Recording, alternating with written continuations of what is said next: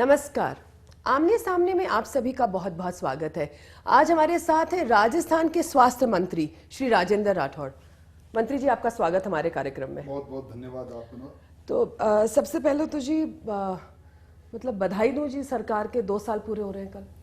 बहुत बहुत धन्यवाद। निश्चित तौर पर सरकार के 2 वर्ष के सेवा काल के शानदार कार्यकाल पूरे हो रहे हैं और इन 2 वर्षों के अंदर अगर राजस्थान के पूरे दृश्य का विहंगम दृश्य देखें तो निश्चित तौर पर कह सकते हैं कि राजस्थान विकास की दृष्टि से छलांग मारकर आगे बढ़ा है। पर सर, थोड़ा सा ऐसे नहीं लगता कि भाई 2 साल पूरे होने का हम लोग जश्न मना रहे हैं? सर, 2 साल तो पूरे होने, इतनी बड़ी मेजोरिटी के साथ आपको राजस्थान के लोगों ने सरकार बनाने का मौका दिया है। ऐसा तो है नहीं कि भी कोलिशन थी, नहीं चलेगी, 2 भी होंगे, 3 भी होंगे, 4 भी होंगे, 5 भी हम होंगे। कोई जश्न नहीं मना रहे जी। हम सिर्फ उन लोगों के साथ जिन लोगों ने स्वराज का संकल्प लेकर हमारी नेता वसुंधरा जी के साथ पिछली सरकार को उखाड़ने का सफर प्रारंभ किया था 2 साल पहले, उनके सामने अपना रिपोर्ट कार्ड रख रहे हैं। हम उनके सामने ये बात कह रहे हैं कि आपने जो फैसला उस समय हमारे साथ मिलकर लिया, आज उसी की परिणति है कि राजस्थान हर क्षेत्र के अंदर निरंतर आगे बढ़ रहा है। और हमारे आगे का विजन क्या है, एजेंडा क्या है हमारी नेता वसुंधरा जी का, इसके बारे में हम अपने बात को साझा करने के लिए हमारे लोगों के साथ बात कर रहे हैं। कोई जश्न नहीं, बिल्कुल सीधी साधारण सी बात, अपनों के बीच में अपनी सरकार अपनी बात कहने जा रही है। रिपोर्ट कार्ड की बात करते हैं सर, क्या कहेंगे अपनी रिपोर्ट कार्ड में?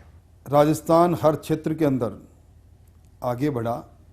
पहली बार राजस्थान के अंदर बड़ी संख्या में निवेशकों ने रुचि दिखाई। आज राजस्थान के माथे पर औद्योगिकरण में पिछड़ापन का राज्य होने का एक कलंक सर, लगा है। रिसर्जेंट राजस्थान के लिए बहुत सारे लोग, आपके ही सरकार के ही लोग ये बोल रहे हैं कि जो वादे किए हैं अगर उसका 25% भी हो जाए तो बहुत होगा। क्या आप ये मानते हैं कि जिन करोड़ों के वादे निवेशक और जो इंडस्ट्रियलिस्ट हमने बुलाए थे वो करके गए हैं, क्या उतने वाकई इन्वेस्टमेंट होएगा सर राजस्थान में? देखिए, जो वादे हमारे उद्यमी करके गए और जो करार उद्यमियों के साथ सरकार ने किया, हमारी सरकार की मुखिया वसुंधरा जी जो कहती है वो करती है। हमने जो वादे उन्होंने उनसे किए उनके लिए अपनी नीतियां बनाई है, नीतियों के अनुसार हमने फैसले किए हैं।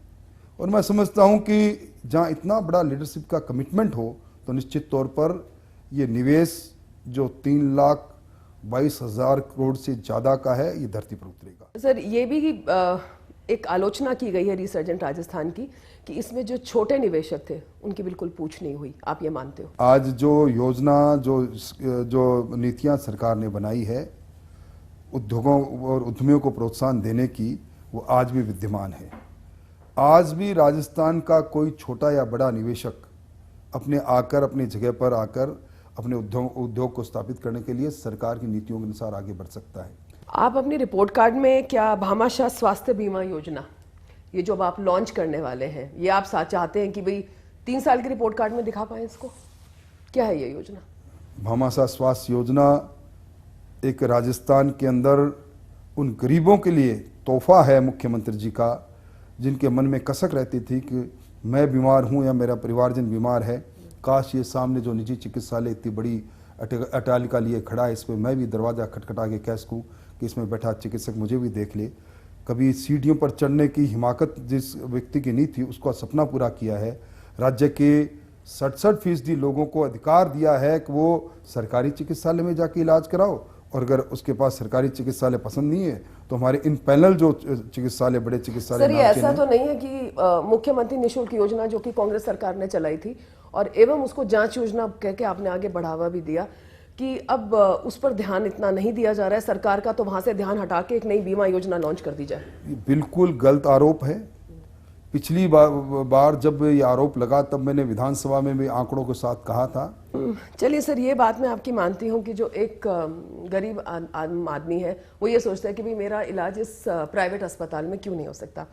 लेकिन क्या ये भी सच नहीं है कि जबकि आप कह रहे हैं कि करीब 200 प्राइवेट अस्पताल इम्पैनल किए गए, लेकिन ज़्यादातर प्राइवेट अस्पताल आपकी इस बीमा योजना के अंदर जुड़ने में इंटरेस्टेड नहीं है क्योंकि यहाँ के रेट सीजीएचएस से भी कम है? देखिए, जो जहाँ ये स्वास्थ्य बीमा योजना लागू है देश के अलग अलग सूबों में, उन सब का अगर कंपैरिजन देखा जाए तो राजस्थान के रेट अच्छे हैं। और ये ट्राई पार्टी एग्रीमेंट है जो हमारी service provider new India insurance company, सरकार और उस इन पैनल हॉस्पिटल के बीच में हुआ है।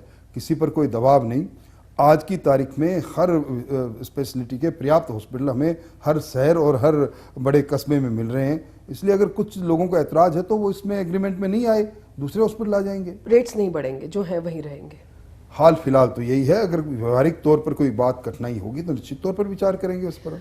आपको ऐसा लगता है कि जितना पैसा अब हम लोगों ने आई थिंक करीब 370 रुपए पर परिवार का सरकार जमा करा रही है बीमा योजना के लिए, प्रति व्यक्ति, अगर ये पैसा हमारे primary health care centre, secondary health care centres को इम्प्रूव करने में और हर गांव और कस्बे में अच्छी सुविधाएं देने में लगाया होता तो शायद बेहतर ना रहता। देखिए, सवाल इस बात का नहीं कि बजटीय प्रावधान और सरकार कितना पैसा स्वास्थ्य इस सेक्टर में खर्च कर रही है। सवाल इस बात का है कि हम अगर पूरा पैसा खर्च भी करें तो हमारे पास मानव संसाधन क्या पूरे हैं। पिछली सरकार जब चुनावी वर्ष था, वोट की फसल काटने के लिए संस्थान खोलती चली गई। ये नहीं देखा कि संस्थान में इलाज होगा तो डॉक्टर आएगा तब होगा, पैरामेडिक्स आएंगे तब होगा। वो कमियां आज भी हैं सर। वो कमियां हैं। उस कमियों को दूर करने के लिए हमारे पास एकमात्र ये रास्ता था।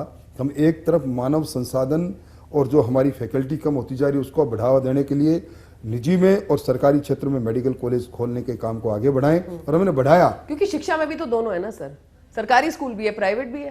प्राइवेट पे भी आप लोग नियंत्रण रखते हैं कि कम से कम भाई जहां आप बच्चा पढ़ाना चाहो वहां पढ़ा सकते हो।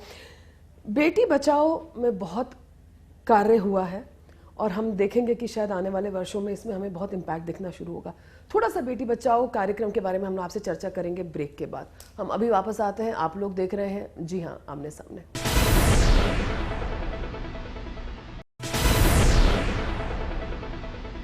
ब्रेक के बाद आप सभी का स्वागत है। बेटी बचाओ बेटी पढ़ाओ सर, आंदोलन तो बहुत समय से चल रहे हैं। आपको क्या लगता है कि जो इस बार ये एक बहुत ही कॉन्सेंट्रेटेड प्रोग्राम राजस्थान सरकार लेकर आई है, इसका क्या आप इम्पैक्ट ऑलरेडी देख रहे हैं? देखिए बहुत मुश्किल है ये बताना, लेकिन फिर भी नहीं, बेटी बचाओ बेटी पढ़ाओ एक नारा नहीं, राज्य सरकार का एक कमिटमेंट है और इस कमिटमेंट के साथ खड़ी है हमारी नेता वसुंधरा जी। बेटी घर में पैदा हो, हताशा का वातावरण नहीं रहे, इसलिए हमने निर्णय लिया कि बेटी हर राजस्थान में जहाँ भी बच्ची पैदा होती है मुख्यमंत्री जी का बधाई संदेश जाता है। अलग अलग योजनाओं में हम जननी सुरक्षा योजना से लेकर उसके पैदा होने से लेकर उसकी शिक्षा से लेकर उसके उच्च अध्ययन तक की ऐसी ऐसी योजनाएं वसुंधरा जी ने बनाई है ताकि बेटी पैदा ही नहीं हो, स्वस्थ भी रहे और सफल नागरिक के रूप में हमारे समाज में स्थापित भी हो। हमारे लिंगानुपात बिगड़ता चला गया, हमारे माथे पर कलंक है कन्या भ्रूण हत्या का। हमने उसके लिए पीसीपीएनडीटी एक्ट को प्रभावी रूप से लागू करने का काम किया। मुखबिर योजना के अंदर राशि हमने दुगनी बढ़ाने का काम किया। लगातार कोशिश रही कि इसकी आड़ के अंदर सेक्स डिटर्मिनेशन का काम नहीं हो, इसको रोका जाए, और उसके साथ ही लगातार जन चेतना और जन जागरण का काम किया। आज उसी का परिणाम रहा कि झुंझुनू जैसे जिलों में जहाँ लिंगानुपात बिगड़ा हुआ था 2.5 लाख लोगों ने आके शपथ ली और लिम्का बुक ऑफ रिकॉर्ड्स में उसका नाम इंदिरा आज बा। इतने बड़े लोग, इतने सामाजिक बुराई के खिलाफ इतनी बड़ी संख्या में लोग खड़े हुए। क्योंकि जी लोगों को ही आगे आना पड़ेगा, सरकार एक हद तक ही कार्य कर सकती है। ये बिल्कुल आपकी सही बात है। आरोग्य राजस्थान हाईलाइट क्या रहा सर? आपको क्या लगा कि हाँ भाई ये एक ऐसी चीज हुई इसके अंदर कि मैं मानूं कि भाई मेरा ये कार्यक्रम सफल रहा? आरोग्य राजस्थान के अंतर्गत जो हमारे ग्रामीण प्रदेश में रहने वाले परिवार है, हर गांव के अंदर रहने वाले प्रत्येक परिवार के प्रत्येक सदस्य की हम हेल्थ कुंडली बना लें, स्वास्थ्य कुंडली बना लें जन्म कुंडली की तर्ज पर, और उसके अंदर उसकी बीमारियों का मोटे तौर पर अनुमान लगा के जांच करके उसे सबसे पहले हमारे ग्राम पंचायत स्तर पर उसको बीमार अगर वो है तो उसका इलाज करें कैंप लगाकर, और उसके बाद भी अगर उसकी बीमारी कोई ऐसे निकलती है तो स्वास्थ्य बीमा योजना हो तो स्वास्थ्य बीमा योजना के साथ जोड़कर उसका निजी चिकित्सालय में, सरकारी चिकित्सालय में इलाज कराएं, और आवश्यकता पड़े तो रेफरल करके हमारे बड़े इंस्टीट्यूशन में जाके इलाज कराएं। यहाँ तो सर सेंसस ही नहीं होता हमारे देश में टाइम पे। हमने कर दिखाया।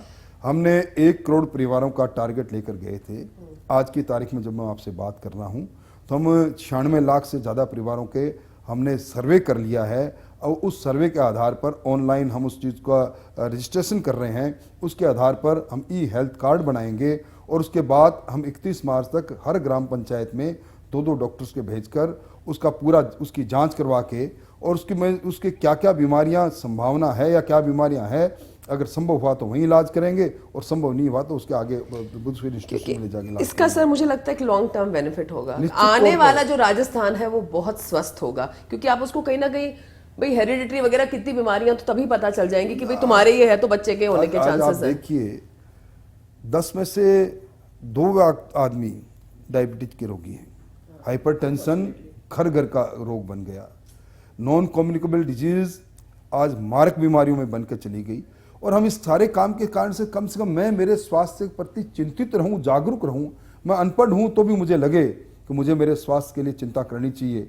कम से कम ये एक संदेश जो मुख्यमंत्री जी ने दिया है, उस संदेश के माध्यम से लोगों को चैतन्य करने का काम भी इस आरोग्य राजस्थान ने किया है। मैं समझता हूं कि राजस्थान में पहला ये पूरे देश में प्रदेश होगा जिसने इस प्रकार के अभियान को लेकर उसको परवान चढ़ाने का काम किया है। आपके स्वास्थ्य की जो आपकी मिनिस्ट्री है, इसके अंदर आप और कौन से मानेंगे कि हाँ भैया ये काम करा जो हमारी रिपोर्ट कार्ड में लिखा जा सकता है? हमने जहां एक और स्वास्थ्य सेवाओं को ग्रामीण स्तर से लेकर नीचे स्तर पर मजबूत करने का काम किया, मानव संसाधन जुटाकर बड़ी संख्या में डॉक्टर्स की भर्ती करके, और जहां विशेषज्ञ नहीं थे वहां 1 ईयर डिप्लोमा सर्टिफिकेट कोर्स चालू करके हमारे इन सर्विस डॉक्टरों को विशेषज्ञता दक्षता दिलाकर उन्हें हम विशेषज्ञों के खिलाफ विरुद्ध में पदस्थापित करने का काम जहाँ कर रहे हैं, वहीं हमने आधुनिक चिकित्सा के तौर पर आज ऑर्गन ट्रांसप्लांट जैसे काम को न केवल वसुंधरा जी ने बजट में घोषणा की थी, उसको हमने अमली जामा पहनाने का काम किया।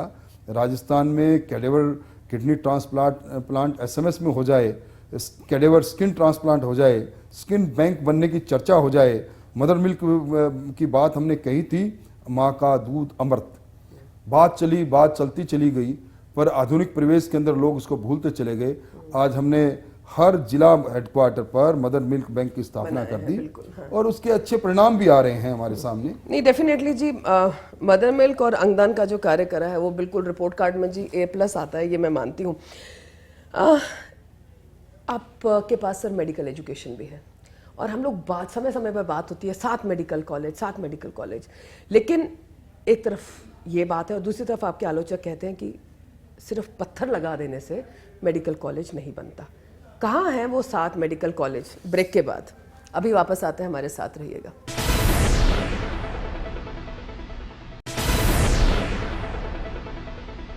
ब्रेक के बाद आप सभी का स्वागत है। एक तरफ हम लोग हमेशा चर्चा करते रहते हैं कि डॉक्टर्स की कमी है, और दूसरी तरफ से मेडिकल कॉलेज केवल कागजों पे रह जाते हैं। कागजों में नहीं, आज़ादी के बाद पहली बार 7 मेडिकल कॉलेज एक साथ राजकीय क्षेत्र में खुले। भारत सरकार के साथ हमारा MOU हुआ। हमारे मेडिकल कॉलेज बनाने वाली कंस्ट्रक्शन कंपनियों के साथ हमने उनको वर्क ऑर्डर दे दिया। 190 करोड़ रुपए प्रत्येक मेडिकल कॉलेज में खर्च होंगे बनाने में। 18 महीने में मेडिकल कॉलेज बनकर तैयार हो जाएंगे।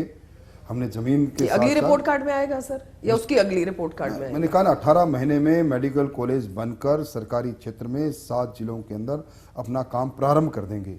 इस मिशन के साथ हमने इस काम को आगे बढ़ाया है। इसके लिए आपके पास हमारे पास पर्याप्त बजट है, हमारे पास पर्याप्त संसाधन है, और हम इसी दरमियान के अंदर जो फैकल्टी की आवश्यकता हम महसूस करते हैं उसके लिए भी हमने अपनी कार्रवाई प्रारंभ कर दी है। हम कागजों में रहने वाले लोग नहीं हैं, हम यथार्थ में जीने वाले लोग। देखिए, मेडिकल कॉलेज खुलने का तो आई थिंक इंतजार सर पूरा ही राजस्थान कर रहा है, पूरा भारत कर रहा है, क्योंकि ये एक पूरी नेशनल कमी।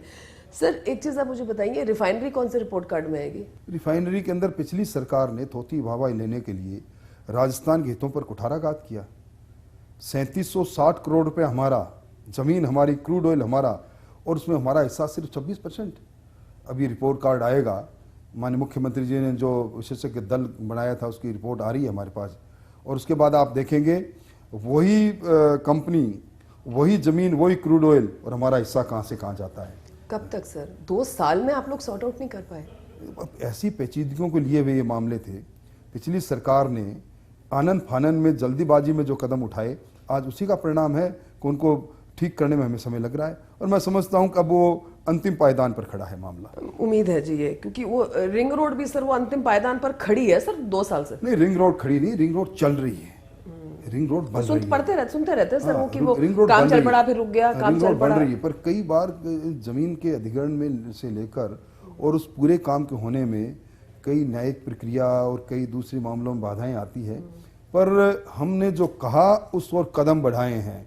कागजों में नक्शों पर किसी सड़क को उकेरने का काम ये उन लोगों का था जो चले गए यहाँ से। लैंड एक्विजिशन बिल, जैसे आपने कहा कि भाई वो सिंस अभी नहीं पास हुआ लोकसभा में, तो वो ये प्रॉब्लम्स आती रहेंगी डेवलपमेंट में आगे चल के, वो एक अलग मुद्दा है। सर आपके पास पार्लियामेंट्री अफेयर्स भी संभालते हैं आप, उधर सर लोकसभा भी फंक्शन नहीं कर रही है और इधर भी मतलब अंदर और बाहर एक सा माहौल रहता है। As handling the parliamentary affairs आपको क्या लगता है? पक्ष और प्रतिपक्ष लोकतंत्र के दो मजबूत पहिए हैं, दोनों को साथ मिलकर ही लोकसभा हो चाहे विधानसभा को चलाने की जिम्मेदारी है। पर कई बार जब राज हाथ से निकलता है, शासन हाथ से निकलता है, तो अपच हो जाती है। हमारे मित्रों को, कांग्रेस के मित्रों को अपच हो रही है इन दिनों में। सर एक चीज मैं बोलूं, सेंटर में तो हम ये बात मान सकते हैं कि बहुत साल बाद, सर यहाँ वालों को तो आदत है, कांग्रेस के भी हाथ से शासन जाता है और भाजपा के भी हर 5 साल में। हमने हमेशा तर्कों के आधार पर बहस की है, विरोध में रहते हुए भी, और इस बार बजट सत्र में के अंदर मैं धन्यवाद देना चाहूँगा कांग्रेस के मित्रों को भी। देर आए दुरुस्त आए, पर विधानसभा के अंदर उन्होंने कार्रवाई में भाग भी लिया, ऐसी बात नहीं है। पर मैं ये महसूस करता हूँ कि अब विधानसभा और लोकसभा, इसमें पहले तर्क होते थे, अब कुतर्क होते हैं। 15 लाख लोगों को रोजगार से जोड़ने का वादा किया था, कितने इस वादे पे खरे उतरे? हमने उसकी बुनियाद रखी है, आरमोल बनाया, राजस्थान मिशन फॉर लाइवलीहुड, उसके आधार पर हमने 90,000 से ज़्यादा लोगों को प्रशिक्षण देकर रोजगार से जोड़ा। 60,000 सरकारी नौकरियां मिल चुकी हैं, 1 लाख नौकरियां प्रक्रियाधीन हैं, और अभी इसी 9 तारीख को हर ग्राम सभा के अंदर हमने उन नौजवानों का चयन किया है जो जुड़ेंगे प्रशिक्षण करके रोजगार के साथ। वो संख्या भी 1 लाख से ज़्यादा की होगी। रिजर्व राजस्थान के अंदर जो MOU हुए हैं, उसमें मोटे तौर पर जो आंकलन है उसके अनुसार भी 2,49,000 लोगों को रोजगार मिलेगा। हम रोजगारमुखी राजस्थान के नौजवान को हथियार देना चाहते हैं, न कि सरकार के पास अब इतने संसाधन नहीं सबको सरकारी नौकरियां दे दें, ये संभव भी नहीं हो सकता। आने वाले 1 साल में भाजपा सरकार के सामने कौन सा सबसे बड़ा चैलेंज रहेगा सर? बिजली, पानी, न्यायिक व्यवस्था, क्या? बिजली की दृष्टि से हम आत्मनिर्भर होने के लिए निरंतर आगे बढ़ रहे हैं, और मैं समझता हूँ 1 साल के बाद हम सरप्लस स्टेट भी हो जाएंगे। कानून व्यवस्था यहाँ बिल्कुल नियंत्रण के अंदर है। वैसे बड़ा है सर।